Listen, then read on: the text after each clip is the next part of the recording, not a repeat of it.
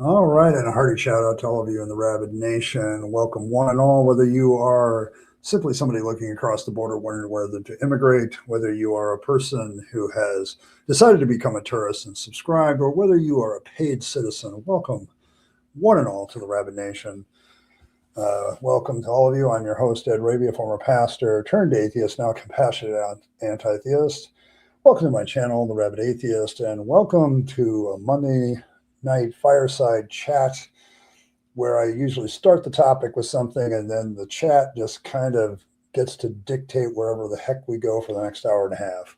So, and tonight I'm going to start off with a what are good standards of evidence question, because it's something that came to my mind this weekend when I was watching some of the other streams, and so there's all those.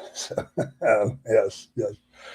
But so there was something that came up, and I was like, gee, I don't, I always get asked that question about whether, what standards of evidence would you would accept as an atheist. And I'm like, well, let's go find out. Let's go find out and see what would happen.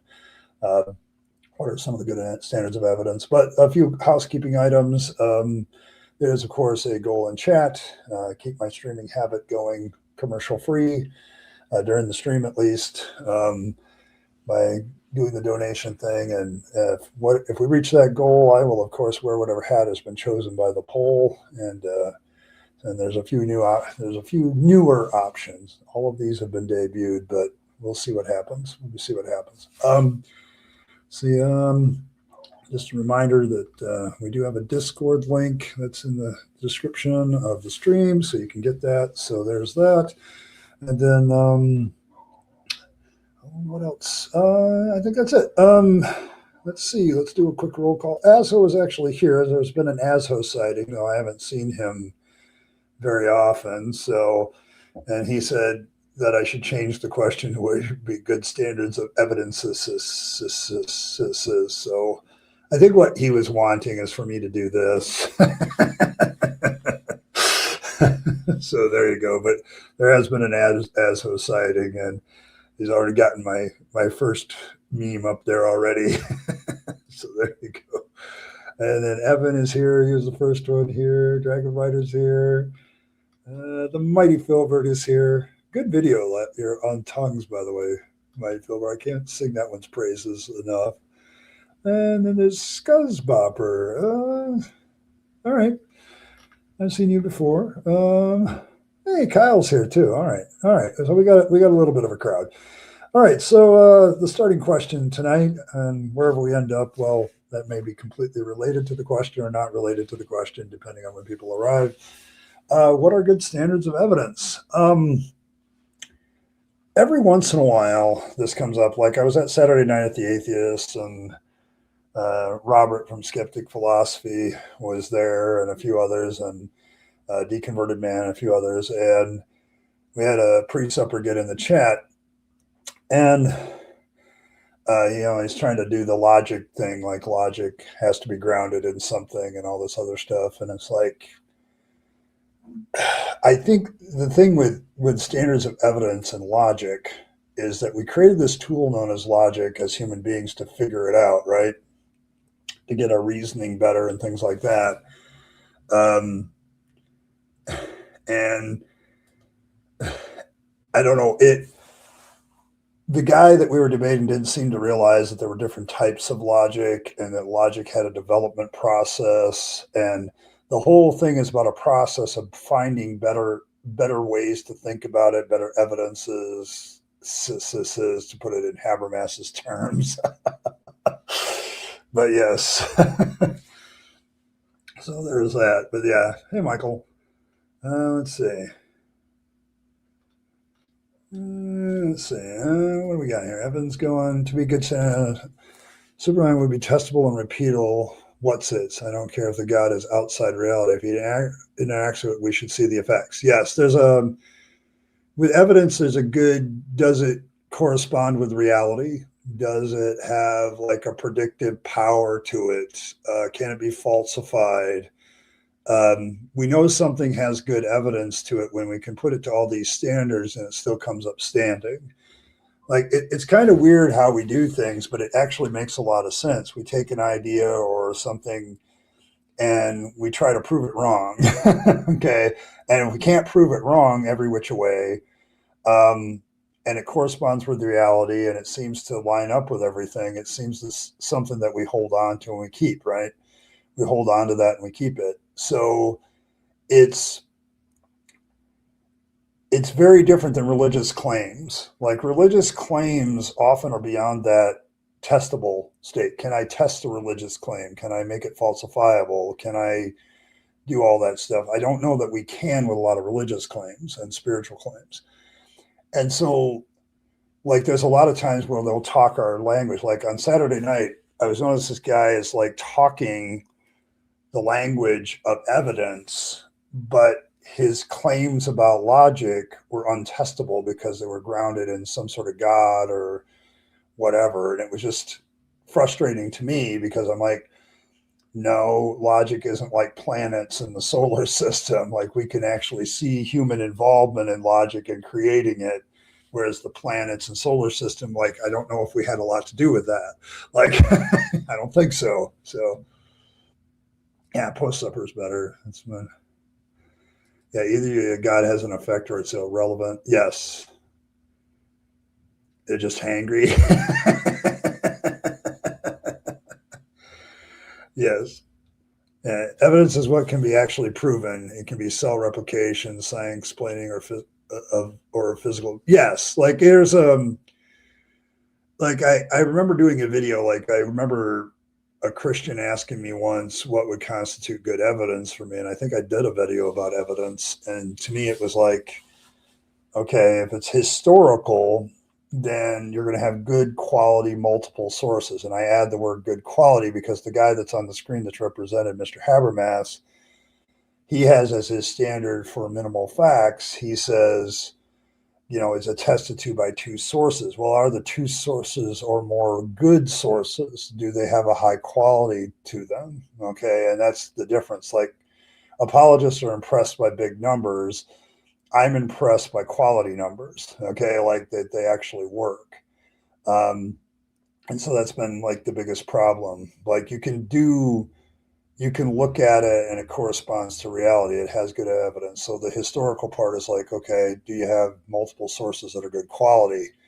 Like we actually know who wrote them. Like the problem, like for minimal facts when dealing with evidence is they say, oh, we have these two sources. Yes, one of them's Matthew and the other one's Mark. It's like, yeah, it's big numbers there for God did it. Like, but it's like if your three sources for a historical fact are the Gospels, you have a problem because the Gospels are anonymously written and the sources for which they get all their information are also anonymous, which in any court of law is hearsay. Like you now have hearsay evidence and it's not admissible in court. Like, can you admit this in court? And that kills the Gospels. And then I added, is it scientifically testable, repeatable, all that jazz. And yeah, you don't get that with them either.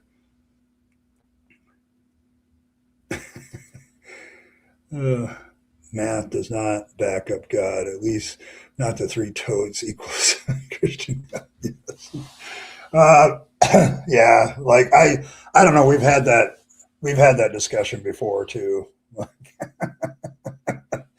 Like the Trinity is polytheism trying to be monotheism discussion. I've done that one.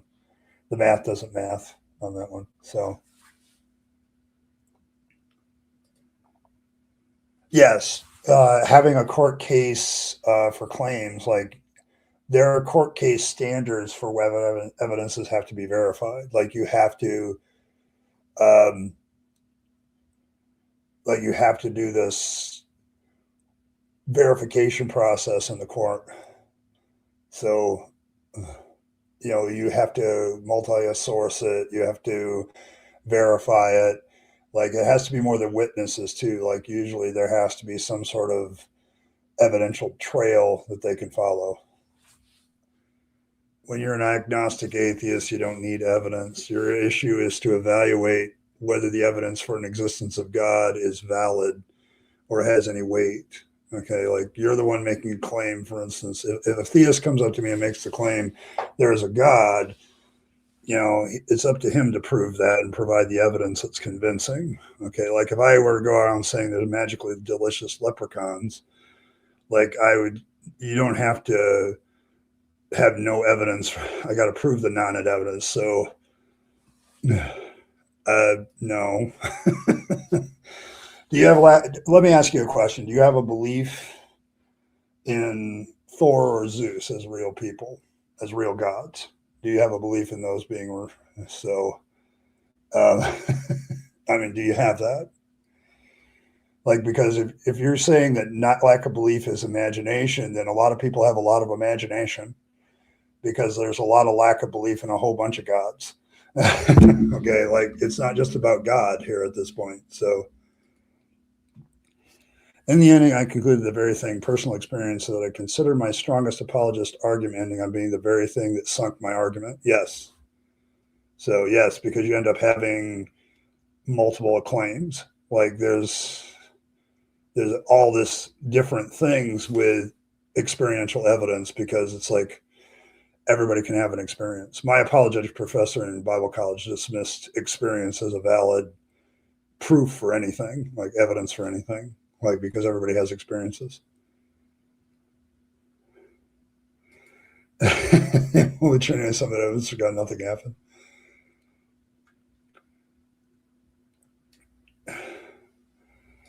Did Jesus get into a spaceship accident on the way to Earth? It's as valid as any other claim. I mean, I mean, it's just it's a, like I've told people that my claims about fangs are just as valid as any other religious ones because they're based most entirely on imagination. Like, so the lack of evidence where one would expect to see it, yes. Yeah, no, let's not talk about the time change. If Earl was here, she'd give you a speech. No, she's here yet, but she wrote an article last year about daylight savings time, about how it hurts people. Like people actually die over this because they're tired and they go to work earlier and they're not quite right because you throw off everybody's rhythm of sleep and everything, and like insurance claims go way up the week after the time change. So yeah, imagine it. Nor can it be, dude. A belief is your cognitive state, not peer-reviewed science. So what? So what? I'm trying to figure out the sensibility of this question. Okay, because if you don't believe in another God, then you're in the same cognitive state as I am. Like, only I just take it to the nth degree of saying no God claims have good evidence. Okay, but you would probably say, like, if you're a Christian, well, yeah, I don't believe in all those pagan gods. There's just no good evidence for their existence. Okay, so that's a cognitive state of not believing in all those other gods. So what's your point? Like, we all have these cognitive states where we don't believe in certain things because there's no evidence for them. Okay, or the evidence isn't good for us. So I always get baffled by some of the things that it truly is right what Christopher Hitchens said a long time ago. Like I'm an atheist and I pretty much say the same things all the time. I deal with the same stuff all the time, but I'm never really sure what you theists are going to say. And it's always entertaining to find out what it's going to be. So what? Your cognitive state is you believe in something, but you don't believe in other things too. Like everybody has a non-belief cognitive state. Like, do you believe in magically delicious leprechauns? Like, do you believe in that? No, probably not, because there's no evidence for it. Okay, so it's your cognitive state too. Which point? Like, are you just? What is the point of pointing out what something is just reality? Like, okay, so what? Like, I lack belief in a God because of a lack of evidence. Okay, like, and the evidence isn't really very good for a God. So any God. So which point? Okay, like Yeah, I'm with you, Evan. I'm like, that doesn't make any sense. Like, everybody has a cognitive state of something they don't believe in. So, what are you trying to prove? Like, I'm trying to figure out where you're going with this. So, equates to an actual contact with God, spirits, or other. This, in the end, is not a defendable position. All no evidence this is. uh, you need to show that God is proven for us to believe in it. Yes. Yeah. How can one God make three religions, Judaism, and three be true? Most likely without any proof of all three are false. Yes. You're not a mod? I find that shocking. Here, hold on.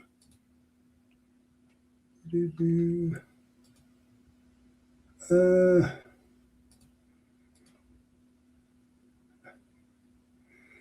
there you go. There you go, Evan. I think you're a mod now, Evan. But that's the issue. Like, what are we talking about here? That my non-belief in a God is some sort of cognitive state. So yes. So what? Okay. There you go.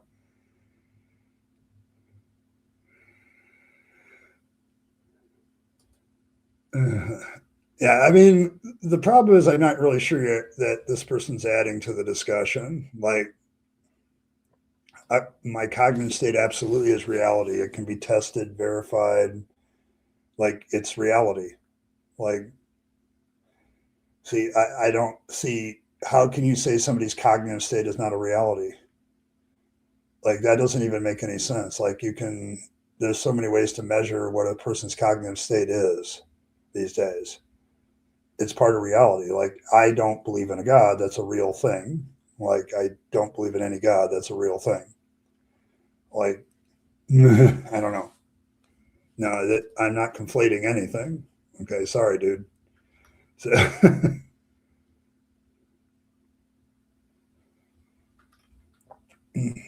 God also is just a cognitive state, so not evidence for God. Yeah, I mean, your belief in a God is also just a cognitive state, then too. So, is that not a reality? Is your belief in God not a reality? Um, hmm. Okay, I think we're being evasive at this point and not answering people's questions. So, yeah. Yes, perception is not reality. I don't know. See, here's the thing, Kyle. Like, is my perception of something not real then?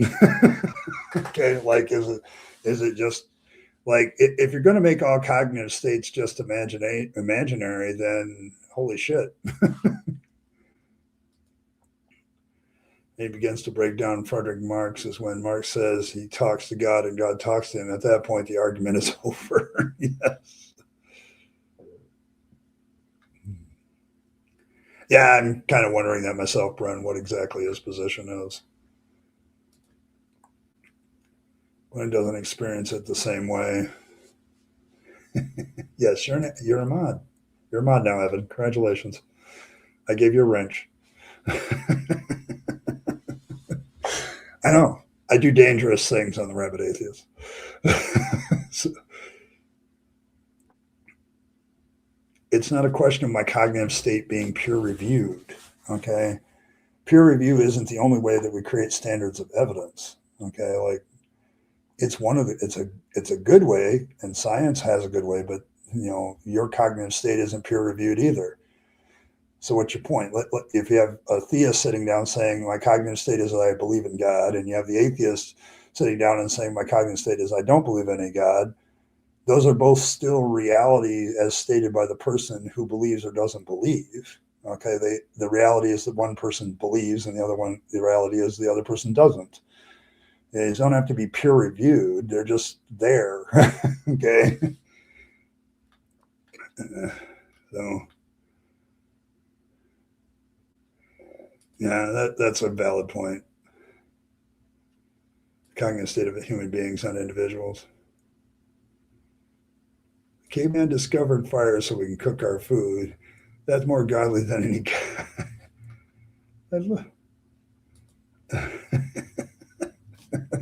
Look at the trees. Really? I mean, is it my perception of the trees than just a cognitive state, not peer reviewed? Like, like that doesn't make any sense. Like, not everything needs to be peer reviewed. Is like, there it is. Like, that's not. I don't get the cognitive state argument here at all. Like, if my non-belief in God is a cognitive state, then somebody else's belief in God is a cognitive state and isn't peer reviewed either. It doesn't mean that both aren't true. Like, you know.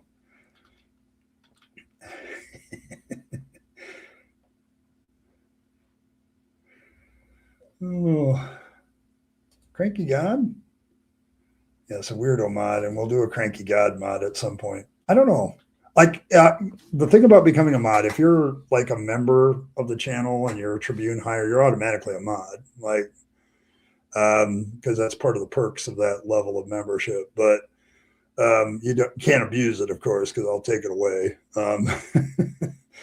But also, if you really want to mod my channel, I'll do that. Sometimes I give it to content creators so they can post their shit. Like, I think I make Mighty Philbert a mod automatically. Is Mighty Philbert a mod? I think he is. But I think I made him a mod so he could post his stuff. Here. Oh, wait a minute. Nope. I have been neglectful of my duties. So, but yes. But yeah, like, there's some people that I make mods so that they can post their things. And because Mighty Philbert is a content creator and he's also contributed to this channel, I don't know why I haven't done this already. Yes, see, there we go. But yeah, that way they can post their stuff. I should probably do that with Skeptic too if I see him. So.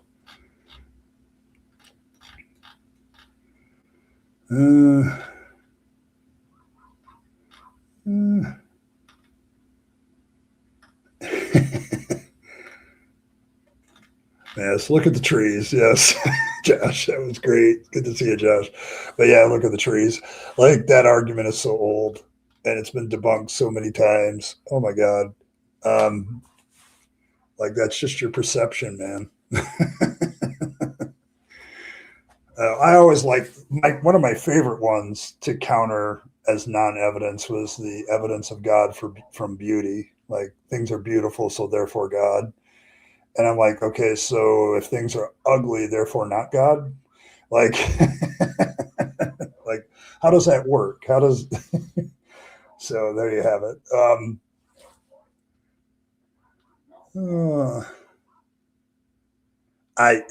Maybe.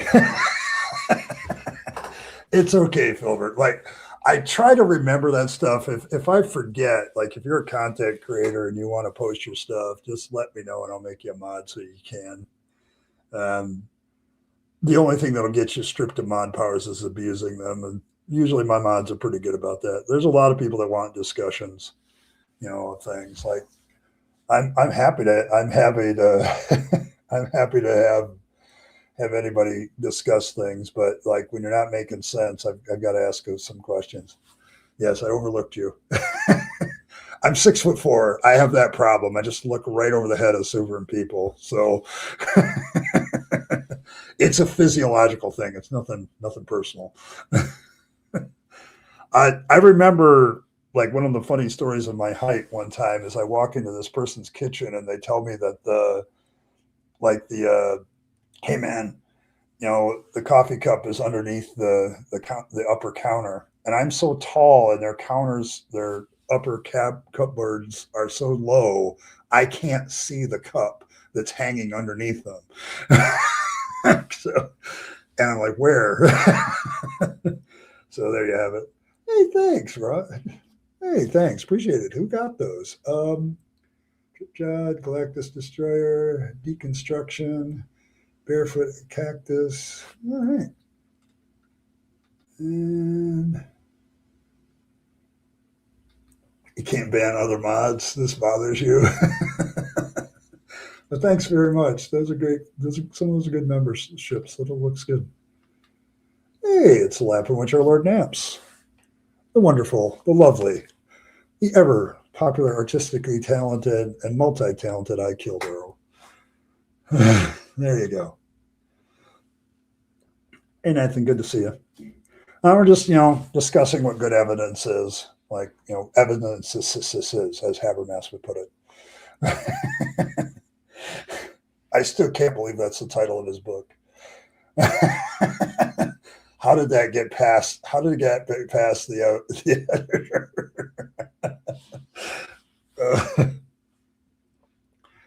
Yes, Art Gunpool, tastically, yes. There you go. I had a short friend who would hide snacks from me. He hid it all the highs. She hid it in all the high places. Yeah, see, there is a bummer to being tall. Like I still have some problems being tall. There's like I remember I had to get rid of there was something that somebody wanted me to do at work. I'm like, I can't even get in there. What are you talking about? Like I'm too tall for that. Too big for that. You need to find a small person to squeeze in there because I ain't doing it. So yes. Oh man. Uh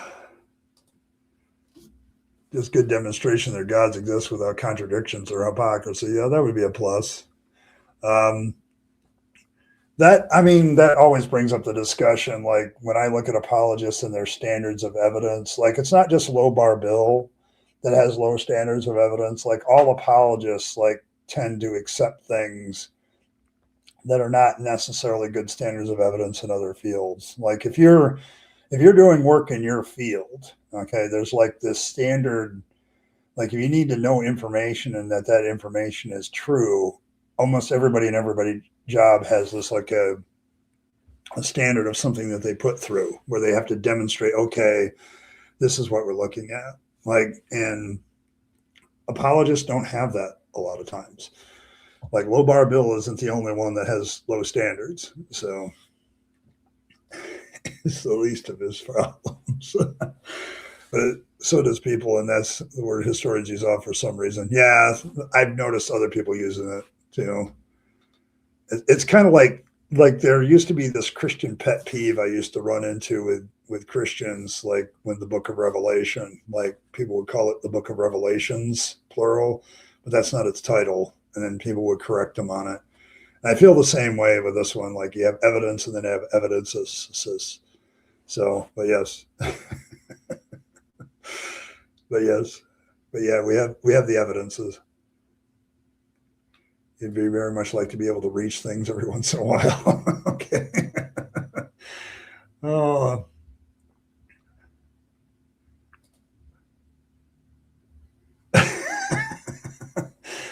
Oh my goodness. Most of the time it's confirmation bias or denial of evolution. Yeah, I mean that does seem to be kind of a modus operandi with some. Like it's like I constantly get into these arguments. Like I got into this common argument this last week with this guy who's like trying to you don't have proof of a common ancestor and like give me one thing that proves a common ancestor, and I gave him the DNA evidence with like the errors and stuff. Well, that's just an assumption, and I'm like, no. It's not an assumption. And that's kind of the thing that I run into with the denial of evolution all the time is they just don't understand what evolutionist supporters are saying. Like evolution supporters, have it's more than just a faith. Okay, like there's well, you believe in evolution. I'm not sure I believe in evolution. I think I trust evolution being true. Okay, more than other things. It has a very highly probable thing. Like it's that's the way it is, and then the rest of it is confirmation bias. Like they see things that they want to see. So God is out providing empirical evidence. This would be easy. This is never going to die. Between the low bar bill combat and the evidences thing. I think those are two that are going to last for quite a while. So treating data as a plural instead of a congregative singular now, like everybody annoys me for the same reasons. Okay, yeah, I get you. I get you. Like data. What does the data say? Oh my goodness. But yes, yes, like there's a lot of that out there. So I don't know. I'm kind of yes, but everybody does it. Oh, I've got to a point where I'm stopping listening to call-in shows because many people abandoned rightly defending the Bible, and instead it's nonsense philosophy crap, an admission of defeat, really. Yeah, I made that observation. Oh, it's been over a year now. I did a video on how I felt that the rise of presuppositional apologetics signaled the end for that. It's a victory for those that are rational, because if you got to go to presup to prove your point, you're kind of in the bottom of the barrel. Even other apologists that practice more conventional apologetics don't like presup. Okay, like presup is to a lot of people the bottom of the barrel, and that's kind of where it's all going. It's all going to this philosophy crap, as you put it, where the presuppositional apologist wants to argue philosophy. And I thought Saturday Night of the Atheist had another great kind of deconverted man's like they don't actually really know philosophy. In fact, they're very ignorant of it. So they know the parts that they want to do with their script. So that might be a good one too, Philbert. Oh yes, throwing feces at certain people. That might be proof of a common ancestor. Oh. Mostly they just want to protect their Christianity more than proving it. Yeah, and I agree with that. But it's like, I don't know why the Christian identity is so necessary. Like now that I've been out of it for a while, the Christian identity thing, like I see so many atheists like kind of flirting with spirituality and this other stuff. And it's like, you don't need it to have a good identity as a person. Like I just don't, I, taking off the label pastor and taking off the label Christian has probably done me more of a world of favors than hurt me in some ways. Like it's hurt me socially in a few other ways, but as getting rid of those as personal identity markers, I'm glad to be rid of them. But you can go on without them. That's the point. There's like a lot of baggage you carry, like in a backpack on your back, that you really don't need. It's one of my favorite scenes in Platoon, where the two rookies are schlepping it in the early going, and the one sergeant stops them and like literally empties 2/3 of their pack. So you don't need any of this shit. and and I think like identity is the same thing. Like there's a lot of things that we think give us identity. We could just slough them out of our pack and nobody would notice. You won't notice. Wes Huff is not apologetic, ignoring many. He is so easy to see through all the lies he makes. Yeah, and I think the problem with the new group of apologists like Wes Huff and some of the younger ones is it's really easy to see the fake. Like it's all about the money and being popular and stuff like that. So listen to people like Matt and Justin rip apart the Bible, but now it's P1, P2, the congratulations, you heard well when I create stupid ass Kalam argument, yay. Blossom, honestly, that's why I don't necessarily listen to a lot of live call-in anymore. Like I thought about doing it, but I'm like, I'm going to end up in the same position where I've got to keep doing something spectacular to keep people coming, and that's not what I'm about. Like I'm more about good discussions, and it's just it's the debate format doesn't appeal to me either. Like there's other people in this chat that probably do debate, and I'm happy for them, but I'm just not there. Like it's the peril of any of us atheist channels keep doing the same thing over and over again. Like how do you keep this discussion going and make it interesting to people. But yes, the college shows have a tendency to go through these cycles where you spend part of the time ripping apart the Bible, and then you get over that and you just go through the philosophy stage, and then you go right back to ripping apart the Bible. So yeah.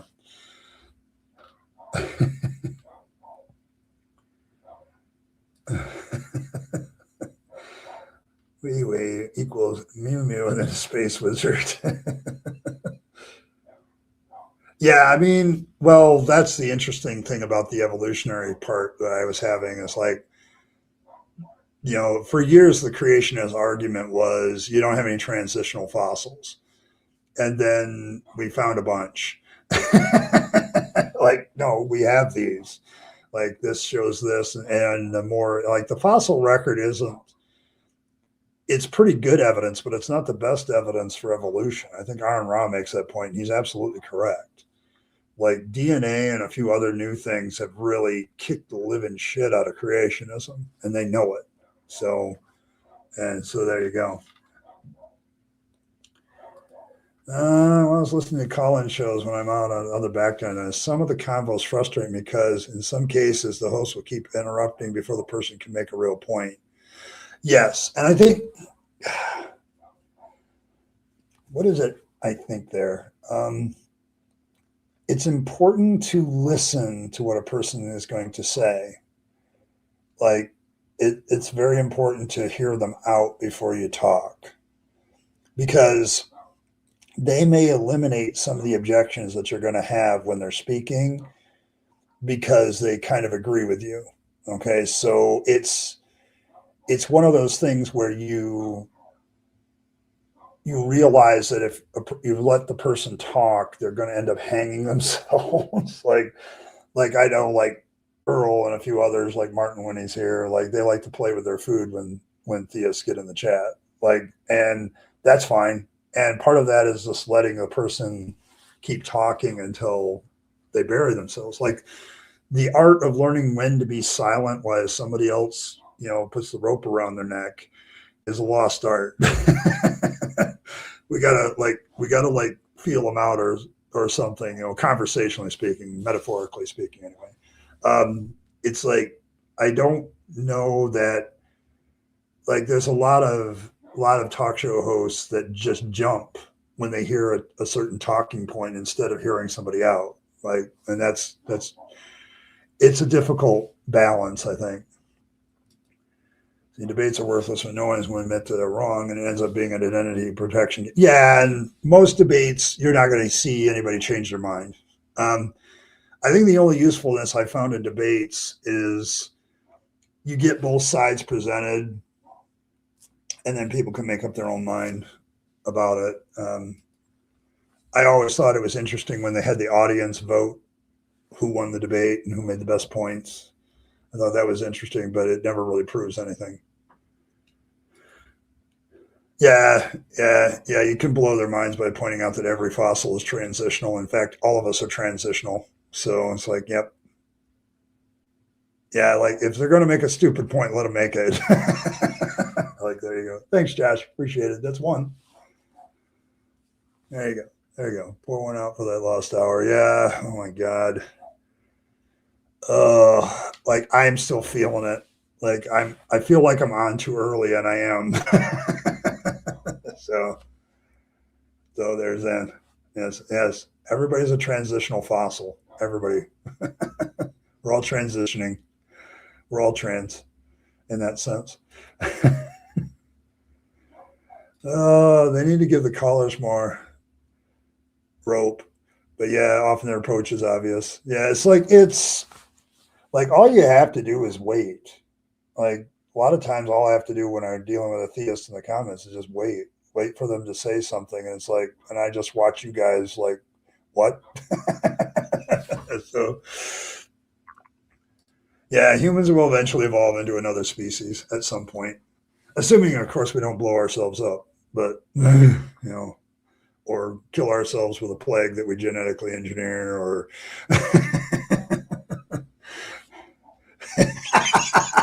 you want to clip that? Yeah, well, yeah. I mean, we're all transitional fossils. Like we're all moving through the evolutionary process. Like I'm guessing that my children and grandchildren are slightly different evolutionarily speaking than myself. Like things happen, environmental pressures change. So there you go. One day you'll be a transitional fossil. That's a great T-shirt idea, Michael. That's honestly. By the way, Michael, I blame you for what my music feed is giving me now. I watch all these German dwarf things, and the next thing I know, I'm getting all these fantasy dwarf heavy metal things, and I'm like, what the hell? Where's this coming from? Oh, this is what I've been watching. So there you go. Yes, there you go. All humans are transitional. They are, all of us. There you go. We'll clip that. Yeah, I don't know. Like I'm kind of with you there, John. There are times when I'm like, look at humanity and go, there's a lot of hope for humanity, and within the next news cycle. So there you go. I don't know. Are we going to make it? Are we going to last long enough to not be Homo sapiens anymore and be something else? So I don't know. So I have no know. Yeah, some of us are more transitional, some are more fossil. I would. Shit, this says transitional species. Slightly different in a good way to describe my describe your grandchildren. Yeah, I got that tomorrow. I have a birthday party to go to. We have so many birthdays in March, and yeah, that would probably describe my grandkids too. That are one of them turned 5 on the 1st, and they were gone on vacation, so we're having the party tomorrow. And then the other one is my granddaughter's finally getting her double-digit numbers, turning 10. So that'll be 2 of them, and then me and my mom, and so we have our birthdays this month. So it's a busy month. So I wonder if that's actually. I know we're all transitional. I just know a gradual. How many generations would it take us? Okay, there's a marginal difference here. That's a good question to ask, said scientists, because I think there is a standard in evolution for how they do species differentiation and various, where the transition is enough to say it's a speciation change. I'll bet there's an answer to that question, but I just don't know what it is, Blossom. Like I bet those that study evolution and the evolution of life forms have a standard for that, because that would be a very interesting standard of evidence to know, getting back to the topic. But I'll bet you there is something. I don't know if maybe Aaron Ra has done a video on that at some point. Neither the gnome, but yeah, metal dwarf medalist. Yes, I blame you. I'm on the, for context for the rest of you, I'm on the Discord, and we have this little section in the Discord called Earworms, which I think is a perfectly wonderful way to put music. And everybody's kind of been loading up some of their favorite music, and Michael's been giving me these gnome dwarf German things, and all of a sudden I'm getting all this dwarf heavy metal stuff on my feed, and I'm into metal, but I didn't know that the YouTube algorithm would collect my love for metal and all this dwarf gnome stuff together. I didn't know that would happen. Okay, so the answer is they can't produce viable offspring with each other then? If we develop a strand of humans that suddenly can't reproduce with the rest of us, would that be a speciation event? I'm very ignorant of this stuff, and I'm very well aware of it, but it sounds like that would be the issue. Okay, that's correct. Okay. If suddenly we have a bunch of humans in our society that can't reproduce with the rest of the humans in our society, we have a different species of humans at that point. But I don't know, because that's part of it. But I know we have DNA evidence, Neanderthal DNA is in our DNA too. So there was a moment where we could procreate with each other. So I know. I guess I would want. I guess there's probably more of a technical definition, but that's probably. But it's like I'm very interested to see when somebody in science would say, okay, we have a different offshoot of Homo that isn't Homo sapiens, like it's something else. Like how do we do that? So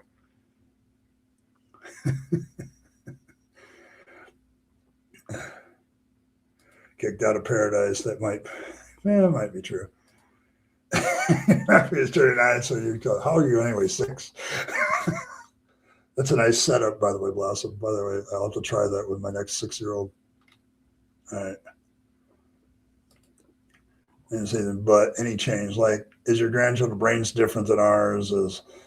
It would take 500 years to see some small change. It might be. It might take that long. So, able to breed, but it never happens just from one generation to the other. Okay. All right. They're from Belgium and admit it, you like them. Okay. No, I didn't say I disliked them. I just like, all of a sudden I'm getting this music stuff in my YouTube feed, and it's not the normal stuff I get. It's because I've been listening to some of you guys' stuff on Discord. I've been like, you guys have been linking in some of your music, and I'm like, oh, maybe that's why horses and donkeys are different species, because they can reproduce again, but their offspring is sterile. Yeah, I wonder if that is like offspring sterility. Would that indicate a speciesization too? That might be. Like, I hadn't thought about that part of it. When a human man could produce. Okay, so there's like a limited. So maybe you can still speciesate when there's a limit, like bringing up the horses and donkeys issue. Like, they can reproduce, but their offspring are sterile. Like, so did the Neanderthal woman and the human man could reproduce, but was their offspring able to produce? Probably not. So,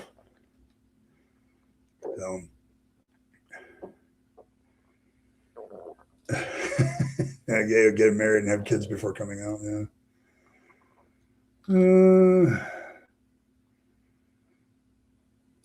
Kind of a idiocracy where everybody evolves to be dumb. Is dumbness a survival trait? I sometimes wonder. Like, is being stupid a way to survive? I'm just asking. See, this is why I have Earl around. She's very smart. But yes, like, I think like you could speciesate with the fact that they could reproduce with each other, but their offspring can't reproduce further. I think that would be a way of differentiating it. So, all right. All right, I'm going to take my 2-minute break and I'll be right back. I want to thank you so far for the discussion. We'll keep it rolling in 2 minutes, but I'm going to take a little bit of a break and I'll be right back. So I'll see you then.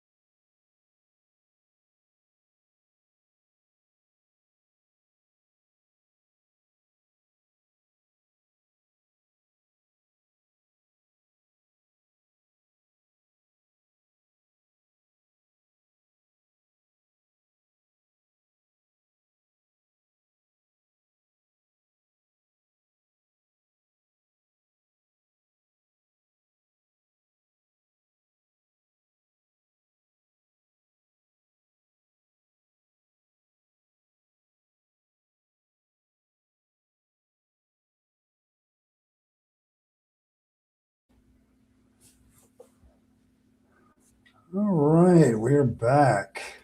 All right. Just a little 2-minute break there, and I feel much better. All right. Let's see. Yes, the discussion. Okay, so they can't. Okay, all right. Skull size during birth. Yeah, coffee always helps.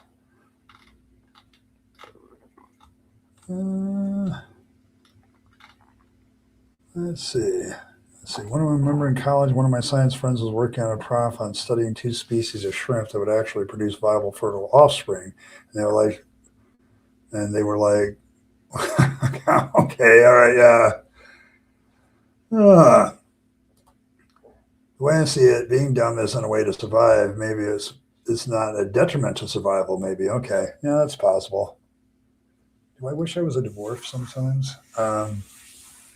Only if I get to be the Middle Earth dwarfs. I'm always interested in this because in fantasy lore, why is it that dwarves always like half of them speak with a Scottish accent all the time? I'm very curious about that. Like every time I hear somebody voice a dwarf in a novel or something, it's always a Scottish accent. Can anybody explain that? Is there like a legend in Scotland about dwarves? I just want to know. Inquiring minds want to know. Mostly mine. Yes. Elevator music. Whenever I put that on, you can cue whatever music in your brain you want. I'm sure that intermission will change over time, every once in a while as well. Making jokes about Ed is pretty cruel and pointless. He makes a fool of himself all over. Why should we? Oh, Blossom, that's so true. Yeah, leave me alone. I already do this to myself.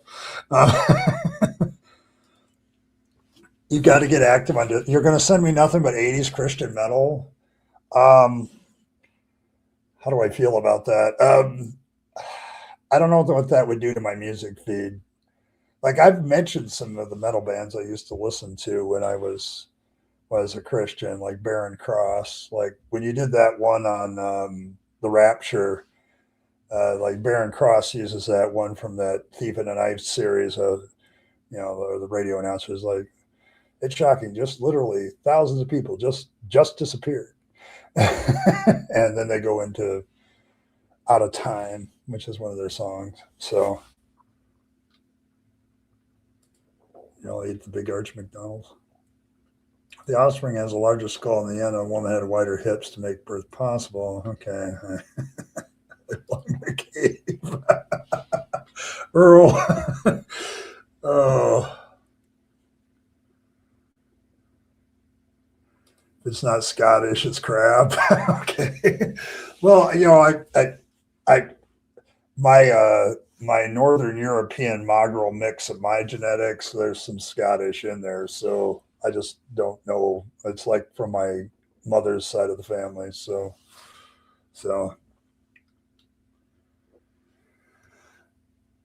are cyclically all real analog, sometimes harmless. I'm sure you already know this, but still, they just happen to have the best beards. Okay, fair enough.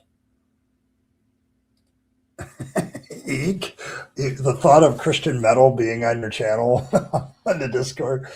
Listen, some of it is funny. Like when you look at that stuff in a different context, that's very, very funny. Like when you get deconverted and you so there you go. Um, I, but yeah, like when I look at the history of what I grew up with, like the Thief in the Night Rapture series with the tribulation trying to scare the shit out of us, and uh, so we have that. So, but yes, yeah. So I don't know. There's a lot of Christian music, metal music that I listen to now that they had talent, okay, like they had musical talent, but they were like copying or mimicking. There are very few Christian musical artists that I would consider original. So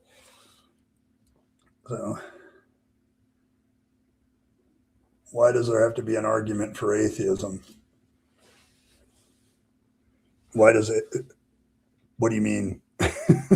Okay, there's two different types of atheists. There's agnostic atheists, such as myself, which says I don't see any good evidence for a God, and I'm still waiting. And then there's others that will say there is no God, but those are two different types of atheists. And the first won't necessarily say that there is no God; they just don't see any evidence for it. So, as far as I'm not sure atheism of the agnostic nature makes a claim to be disproven. So, like the other ones, the ones that say there is no God, yeah, they have to provide an argument that there is no God. I would agree with you there. But is look at the trees, try and refute that, buddy. Okay. Yes, I recognize your name too. Like I remember you from Deconverted Man. Didn't like you too much Saturday, but I don't. Until you figure some things out, it'll be fine. Scottish on your mother's thing. We have our own tartan. All right, there you go.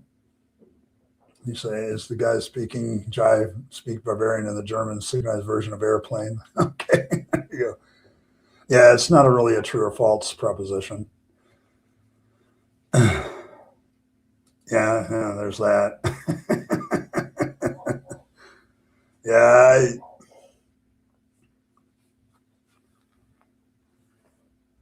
Well, proof is only really something you use in math, by the way. Like in the case of evidence, it's either good evidence or bad evidence or convincing evidence, or we don't really talk proofs in that respect. Proof is usually actually like there's a colloquial definition to prove, which I allow for, but most of the time when you're talking proof in a technical sense, you're talking geometry or something, mathematical proof.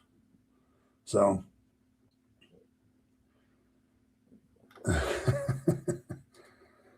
against them, I like that approach. It's funny when you throw it back in different nouns and they say, but I need evidence.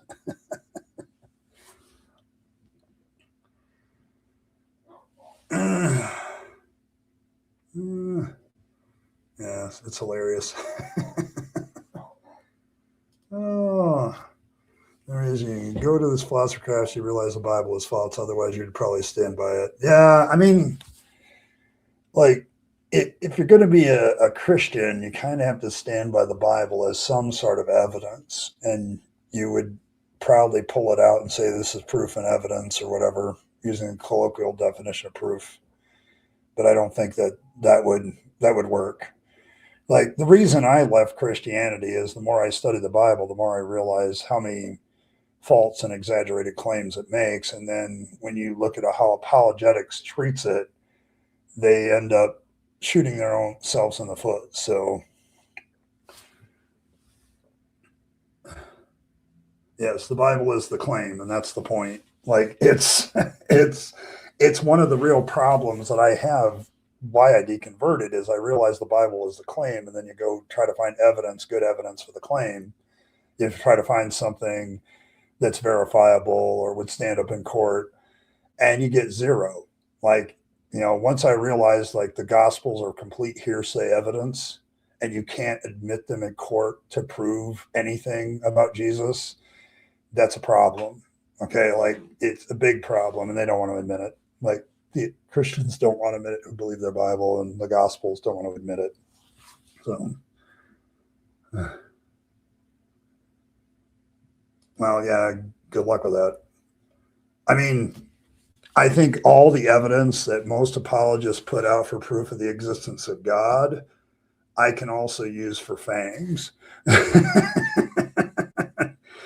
Like I always love the presuppositional argument. Like you have to have a God as the ground of all being or something. Well, I choose fangs. So yeah, I think fangs is a better ground of all being than all the rest of them because he actually reflects the reality in the world of chaos, of mischief, of lies. Oh yeah, we can even do baby fangs. Um, like I can do this all day, and it's why I said the official apologetics for fangs is presuppositional. So like you can use all the presuppositional arguments for baby fangs. Like so, there you go. Okay, fangs is the ground of all being.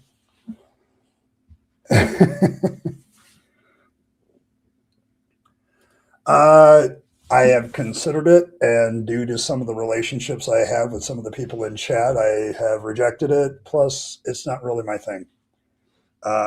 Honestly, I do pretty well on my own. I'm not, I always want growth, and I would probably boost my popularity a little bit, maybe the subscriber count, but it's not something that I attain to. But I have people that used to work over there and have been less. Yeah, we don't endorse the line here. That's part of our problem. Like I don't promote them, and for good reason. I have friends, and I try to keep them. Okay, and I know other stories about the line that probably don't get out there too much. So.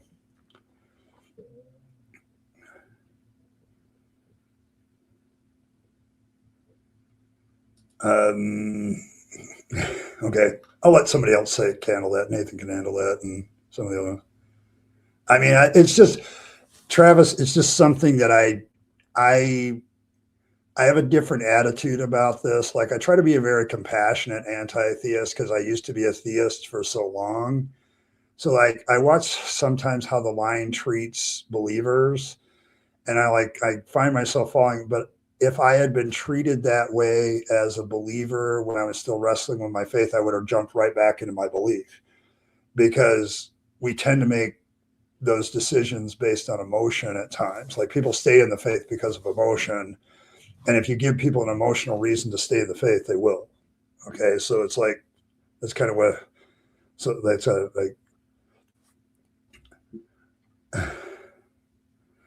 just so everybody knows, Sensei, as Deconverted Man pointed out on Saturday, doesn't know the difference between formal and informal logic. So just a warning for everybody.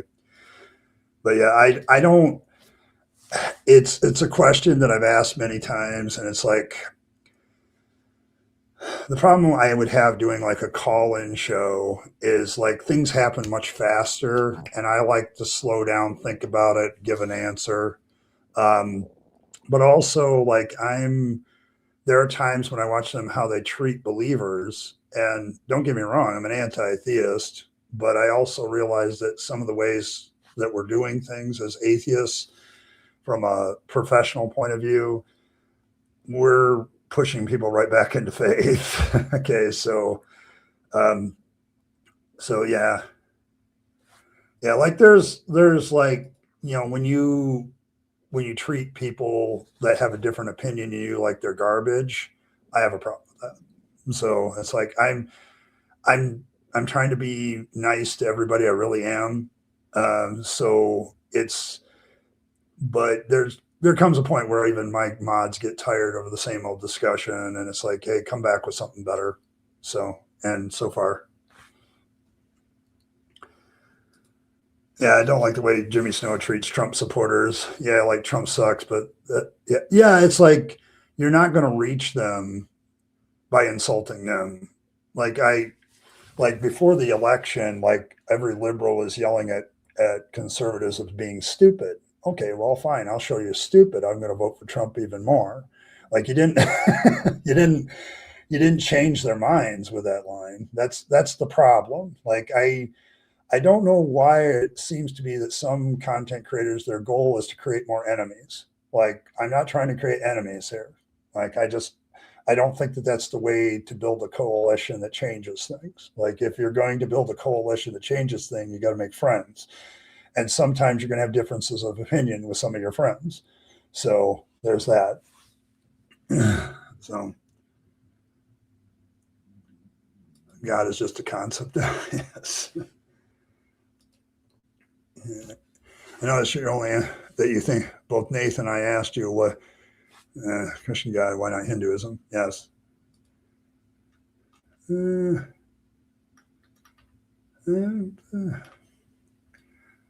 I dislike the line quite majorly as someone who has a little degree in political science. The issue isn't the leader, but the ideology. Yes, and that's the other thing. Like I think a lot of our battles, Brent, even on the atheist sphere, is a battle of ideology. And when you're battling ideology, you can't make it necessarily personal per se. Like it can lead to personal things where you're fighting against each other because it's detrimental, but we're all human beings here and we all don't know everything. Like, there's differences of opinion that might have some validity to them.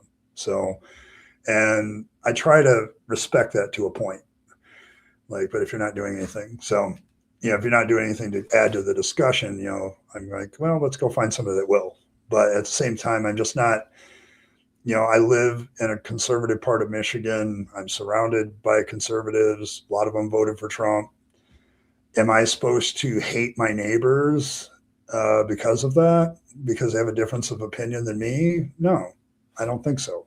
Like, so there's that. See. Well, then, but I never believed. I'm a humanist, and I think you catch more with honey. Yeah, and that's the thing. Like, it's like there's a way to do things where you get people to think about what they believe. And then the real transition in deconversion happens on a personal level with the person who deconverts. And the only thing that a person like me can do is tell my story and get them to think about certain things. I'm not going to sit there and insult them into deconversion. It doesn't work that way. When I was deconverting, I went to some atheist friends and asked them why they were atheists. And instead of insulting me, they laid it out. Like they laid out why they were an atheist, why they didn't find the evidence for God convincing. They went through some of the arguments for the existence of God and said, this is why it doesn't work for me. And I had atheist friends. That's another thing as a believer. And I think I don't know. Sometimes I want to blame social media because everybody the worst comes out when you're anonymous sometimes. And, trying to remember that there's a person behind, well, unless they're a bot or something, there's a person behind that. That's behind that name and username and picture. Yeah. I don't know. For me, like, I don't think so. I think there's always been something.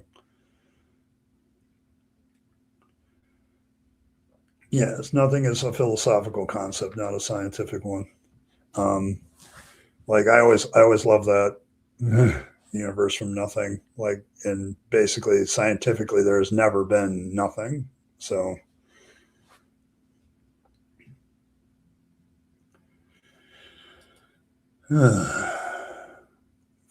which then it doesn't require, to do a falsifiable hypothesis. It don't necessarily requires logic at that point. Like it's not about a logical reasoning system at that point.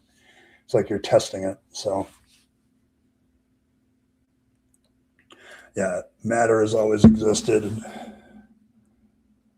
Yes, this iteration of this particular universe had been, but there's never been a time where there hasn't been matter or energy, as far as we can tell. So, and if we don't know, the best answer is don't know. What happened before this iteration of the universe?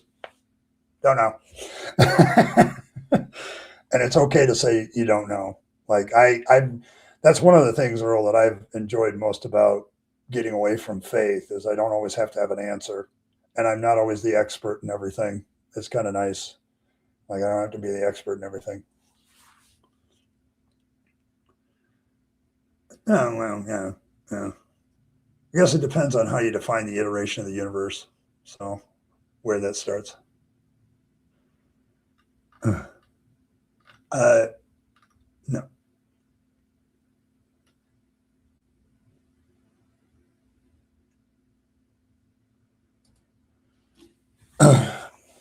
Because even with our limited understanding of the universe, we don't have a time that we can observe or look at or anything where there was never nothing.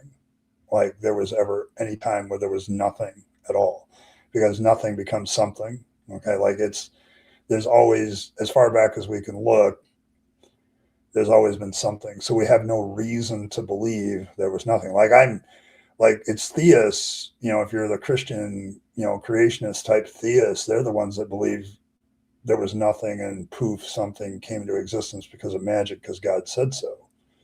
But I mean, I could argue that Fangs just went into warp speed and went so fast that he accidentally created the universe. I could see that. Like, that's perfectly viable theology, going back in time and zipping a universe. It's as valid as any other claim I've ever heard. So, yeah, and that's kind of, there's no evidence there's never been ever been nothing. Like, that's kind of what I'm getting at. Like, there's, like, you have to, if you're going to say that at some point there was nothing at all, you probably have to provide evidence for that. And I don't remember reading anything like that, but I'm not as knowledgeable about that as I'd like to be. There's plenty of other content creators who make their business talking about this stuff because it's their degree in their field, and they can give much better answers about this. Like, cosmology is something I'm interested in, and it provides an answer for me for a lot of things, and so does evolution and a bunch of other things. So, but I'm also very comfortable in saying, yeah, I don't know. I just don't know. So, and that's fine. I don't need to know everything to kind of assess that the evidence given to me for something isn't viable to me. Like, so yeah, there's that. And in southwestern Virginia, and I had a religious friend group. Two of them, like, basically would hound me one night at their house to get together, to the point it ostracized me from the group. Oh, okay. Yeah, I feel you. I've been, this, I've been that kind of, like, I told the story many times, Travis, when I left the ministry. Hadn't really come out as an atheist yet or a non-believer, but when I left the ministry, my Facebook friends, I had like 400 of them. They were all in ministry, Christians, former congregants. I remember that I went from like 350 to 150 in 2 weeks. So once I left the ministry for good, um, lost a lot of friends. The funny thing is, now that I've been an atheist for a while and I've been out and been running this channel for 6+ years, um, yeah, I have more friends than ever. Like, there's a lot of people that have joined me. I've gotten a couple of good ones too. So it's it's a transitional process, and it's a problem. And in West Virginia, uh, yeah, as I recall, that's a state that's fairly religious. So, so desperate to know everything this moment. The thought that we might not know something yet chills. Yes, and I recognize that mentality when I deconverted, Jared, and welcome. Like, I didn't properly welcome. Welcome to the channel. I don't remember you from before. Maybe you've been on before, but welcome. But yes, I remember there was a deconversion process after I left Christianity where I suddenly became more and more comfortable with I don't know. Like, there's something in religion that tries to answer every question, and you don't have to live life. Okay, you don't have to have that. You don't have to have an answer to every question. I just find it very nice. It's actually very relaxing. Like, before, I'm always in this mode of, I got to know this, I got to know that, I got to have an answer for everything. And on a personal level, this has affected me greatly, because now I can sit here and say, you know what, I don't know as much about cosmology as some other content creators. Why don't you go talk to them? I do know enough to know that some of this atheist stuff is being misrepresented. Like, you just believe that we all came from nothing. I'm like, no, that's not my team, that's yours. Okay, so but I know that nothing isn't nothing. And like, I can talk evolution and how I know that it's true to a certain extent. That it's something I can trust in. But am I an expert in that? No. Go talk to somebody like Imra or some of the other content creators that study evolution and can explain it better than I can. Like, I'm not. It's amazing how when you leave the faith, you can, like, understand that you don't necessarily need to know everything to be decent, and understand things well. It's one of the deconversion issues I had to work my way through. But now I'm so, like, I don't know. I'm comfortable with that, but we can find out later. Every claim for a creator will follow that easier explained without one. Told you so. 50. Yes, I've been watching the discussion, but it's getting in about the same place as it did over at Answers in Atheism a couple nights ago. It's going the same direction. So I'm not, I don't, yeah, I'm just not there. I, consistency, yes. Yeah, special pleading, yes, yes. Yes, cause and effect isn't an actual law of science, just so everybody's clear. If you're at home here, that's kind of the goal. Um, I I'm trying to create a group of people that's deconverted that just wants to talk about these issues in peace. Like, and we allow the theists to show up, but like today, Sensei is pushing the boundaries because he's not contributing anything valuable to the discussion. But this is my most open forum of all my streams. The rest of them are much more heavily modded. But this is my open forum stream. But yes, if you feel at home here, that's kind of the goal. Okay, like I don't want to feel people to feel uncomfortable. And if you're working through issues that other people disagree with, I'm also at home with that. Like I pick up, like earlier this stream, I picked on one of my longest time subscribers because he was here earlier. Good old Asho with the evidences, and but yeah, like Asho is an asshole, okay, but at the same time, he's also a good guy. So there's that. So and he has differences of opinion with me. Yeah, consistency. Yes, dude. I was a Christian for 40 years and a pastor for 20 of those and a preacher for 30. Like if you count my 10 years preaching in between that and becoming a pastor, yeah, I was in the pulpit for 30 years. So yeah, it's a process, and if you've been in it for a long time, but yeah, you're welcome here. Like everybody's at home here. Next week I'll start streaming 5 days a week. So this week I'm taking Tuesday off, and it's my last Tuesday off, but I'm gonna move into doing 7 days a week, and Thursday is a support stream for people deconverting. And so, I've focused more on that. I'm going to start doing a few more videos because I think it needs to be done now, and I got some of the tools. So there you go. Always consistency. Yeah, Yahweh is so consistent. Don't kill people. Oh, you pissed me off. I'm going to murder all of you. Yes, very consistent. I'm a jealous God. God is love. Love is not jealous. Consistency.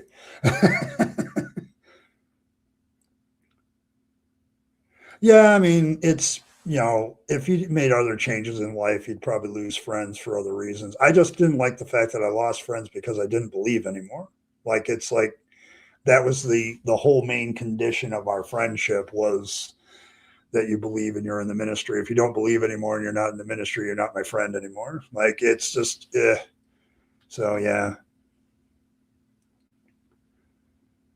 Yeah, I mean, you do have Father, Son, and Holy Spirit. It's kind of polytheistic, yeah.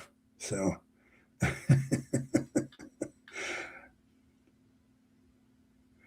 yes, of course, we just don't understand, dude. I got a degree in theology. Okay, I studied the Trinity in seminary. Okay, I'm going to tell you what it is. It's all logical, semantic BS to try to make polytheism into monotheism. It's mind games.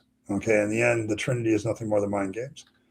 So you missed Asshole, yes. He was actually made his comment before the stream started, Earl. So he was here. He wanted to let everyone. I'm like, it's an Asshole sighting. I haven't seen him in weeks.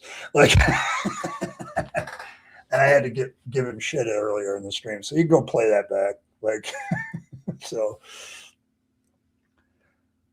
I'm probably, dude. I am the Rabyd Atheist. Okay, that word atheist attracts. You've been around long enough to know that word atheist just attracts them like flies. I don't go to theist channels and troll them. Okay, I don't do that. Like I have my own voice, I have my own channel here, but it's that word, atheist. The moment you claim atheist or atheism or whatever they want to call it, okay, they come here. It's I am the light and they're the moths coming to the flame. I mean, it's the way it is. Okay, I've had this the entire time I've run this channel. There's always been some theist who's got to come out and yell at me just because I'm an atheist. I'm not even talking about atheism today necessarily, although it is an open forum kind of stream. Like I started with what are the good standards for evidence, and just because I have the word atheist in my name, like bam, there they are. Okay, so yes, yes. You wasn't a Christian for 55 minutes? Yes. And I'm done. Okay. All right. Yeah, yeah. It gets it. The thing about it, Earl, when you're dealing with a pre-supper, is this: they're just trying to wear you out. Okay, it's a tactic, not an actual really good apologetic viewpoint. Not that any of them are really good, but it's probably the worst because it's more focused on tactics. Like, what is it? Isn't it Kokol who wrote that book, Tactics? One of them wrote the book Tactics, and the first thing is you got to reverse the burden of proof on them. And it's like, no, that's not the way it works. Okay, and that's what you're going to do. Yeah, I mean, there's a bunch of us. There's a bunch of us. Yeah, most of us, I think most of the people in chat right now used to be theists of some form or another. I even got a former witch. Like Earl used to be a witch. So, like, there's everybody in this, most of the people in this room have come from some faith or another. Or, like in the case of Michael or Fred when he's here, like, those guys have never been believers, but they like hanging around former believers because they want to understand. Like it's a good thing, and so it's cool. So God sent Trump is good enough for me. Hey Jacqueline, okay, but yeah, like just found you 2 days ago and been some of your work, and you put things in a very succinctly way. And I think you might be the only I'm not the only one. The mighty Philbert is also an ex-Pentecostal, and so is Skeptic Philosophy. You want to look those guys up. Mighty Philbert and Skeptic both follow my channel, and I follow theirs. That's 3 Pentecostals. So you actually have found an unholy trinity of ex-Pentecostals. So there you go. So there you go. But yes, I'm a former AG guy, Assemblies of God boy. The mighty Philbert is also a former AG guy, Assemblies of God guy. And Skeptic is United Pentecostal Church, I believe.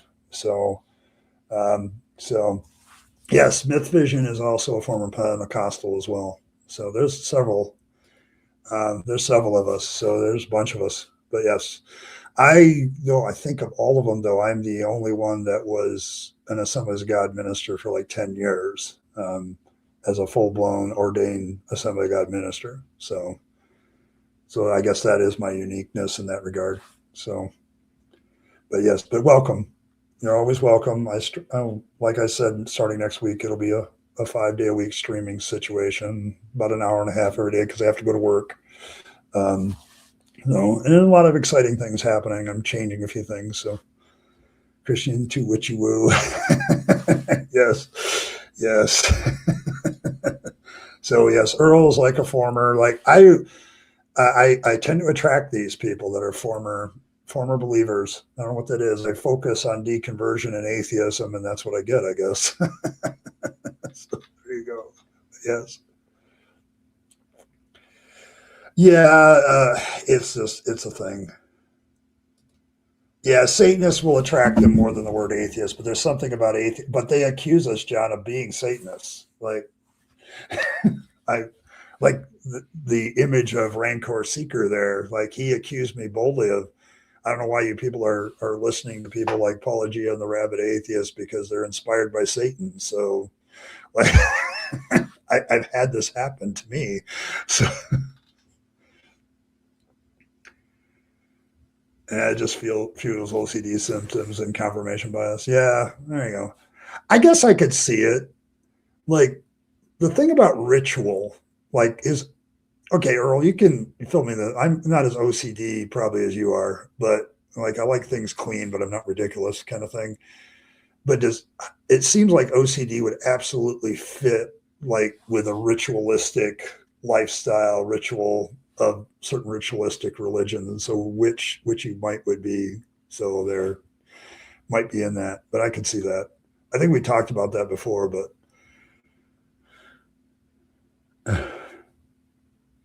yeah, they like to call us atheist fools. The fool is in his heart said there is no God. I remember I had to deal with a comment this week about that, Ron. And I said, leave it to the Bible to engage in an ad hominem attack on people that don't believe it. And somehow this is written by a God who would know that personal attacks aren't really all that logical. So there you go. But yeah, I'm a metal fan too, so I'm evil by default. I used to get that all the time when I was a Christian. Like, why do you like Metallica? That's just so demonic. I'm like, Metallica's demonic? I don't remember them really talking about anything spiritual. They talk about some pretty crappy things, but yeah.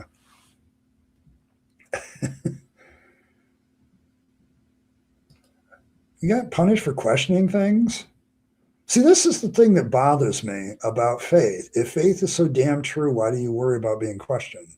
Like, I've never understood that.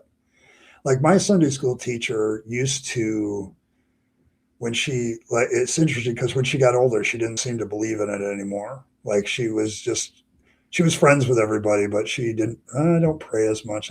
It's like, I think she started to believe her own thing and she started, well, if the Bible is true, then you should be able to examine it for answers and ask it all kinds of questions.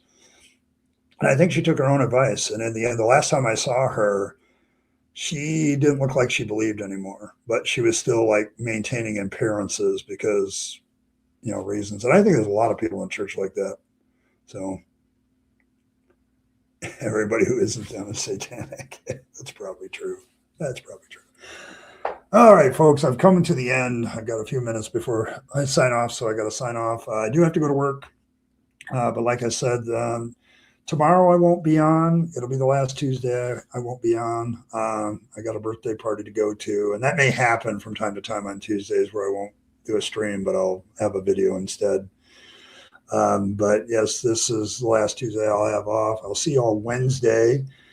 We're doing another episode of Red Letters, Red Flags, and we are going to be talking about how Jesus created purity culture in the Sermon on the Mount. So that ought to be actually go already, that might be a very interesting topic for a lot of us. So thanks everybody for stopping by. I got to give a shout out to Ron from Indian Lake for the 5 Rabyd Atheist memberships. Always appreciated. For those of you that got those, welcome to citizenship. Your citizenship has been bought for you in the Rabyd Nation. And to Josh, thank you. Appreciate it for the lost hour. Always done well. Thank you very much. Appreciate all of you guys. So let's see. May Fangs nibble on all of your hearts. May he draw you closer to him with his pointy teeth as he purifies your vegetables from religious corruption. The best advice I can give you about fangs is to leave a circumcised carrot on top of your stash. Because it is the most holy of vegetables, fangs might take the carrot instead of your stash. Maybe. There's no guarantee that he won't take both, but it's worth a try. It's worth a try. Hallelujah and all of that. Make sure that, you're following the fang dammits or not. Doesn't really matter. Fangs doesn't care. But I appreciate all of you. Make sure that you allow him. Baby fangs. Meditate on baby fangs. Look deep into his eyes. They're so big. Thank you all for all that. Nom nom and all that. You also have the Discord link in the description of this stream if you want to join the Fluffalo Fangs Discord and hang out with some pretty cool people that are regularly here. Thank you for them as well. Appreciate all of them. So there you go. Nom nom and all that. And as always, folks, live your best life. You only get one go around and then it's over. So you want to take all your time, your money, your opportunities and give them to yourself, the people you love and care for, and to make this a better world. You'll be happier if you do. And don't waste them on the trappings of religion and faith because that's a dead end. I speak from experience. And as always, folks, thanks for stopping by, and I'll catch you all next time on Wednesday, where we'll be doing another Bible study night, and you can check that out. It's already posted, so make sure you hit your notification bell for that one. But I'll see you all later. See you all then. Appreciate you all stopping by. Thanks for being a supporter. Appreciate it.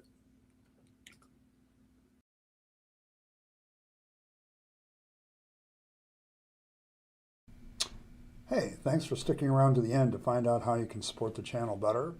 Of course, there's always the more normal notions of just hitting that like button, subscribe to the channel, hit your notification bell, and share the video with your friends and family that you think would be interested. That's always very appreciated. If you want to support the channel in a more tangible way, there's several options. You can super chat or super thanks in the comments or during a stream. Those are always very welcome, but you also can become a member of the channel. Members have certain perks like getting the videos early, things like that. They also have some good custom emojis during chat. So all of these things are good benefits to members, but they also support this channel and its work to continue to normalize atheism and deconversion, for which I'm very appreciative. It keeps me going, and it keeps me as a content creator being able to do more and more as a content creator. So if you choose those methods of support, thank you very much. And I appreciate you once again for staying to the end and listening to other ways that you can support the channel. Appreciate it. Thanks, and I'll catch you next time.